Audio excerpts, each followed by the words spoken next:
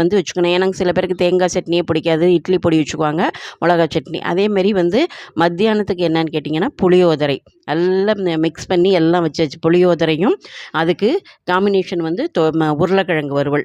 அதாவது எப்போதுமே அதுக்கு வந்து நம்ம ஒரு கூட்டு பண்ணால் நல்லாயிருக்கும். இன்றைக்கி கூட்டுலாம் பண்ணதில்ல. சிம்பிளான சாப்பாடு தான். புளியோதரையும் உருளைக்கிழங்கு வறுவலும். வேணும்னா ஒரு முட்டை வேக வச்சுக்கலாம். சில பேருக்கு அது ஒரு முட்டையை வச்சு சாப்பிட்டா ரொம்ப பிடிக்கும். இல்லை வத்தல், அப்பளம் அதுமாரி பொரிச்சுக்கலாம். இதுதான் எங்களுக்கு இன்னையோட லஞ்சும் மார்னிங் டிஃபனும் என்னங்கிறத இதில் போட்டிருக்கேன். ரொம்ப நல்லா இருந்துச்சு. புளியோதரை வந்து ரொம்ப கோயில் புளியோதரை மாதிரியே ரொம்ப டேஸ்ட்டான புளியோதரை. அதற்கு உருளைக்கிழங்கு வறுவல் வந்து ரொம்ப செமையாக இருந்துச்சு. நல்லா சாதாரணமாக தான் வருத்தோம். சூப்பராக இருந்துச்சு. காலையில் இட்லியும் தேங்காய் சட்னியும். இதை தான் இன்றைக்கி ஒரு சிம்பிளான சமையல் செஞ்சு முடித்தாச்சு.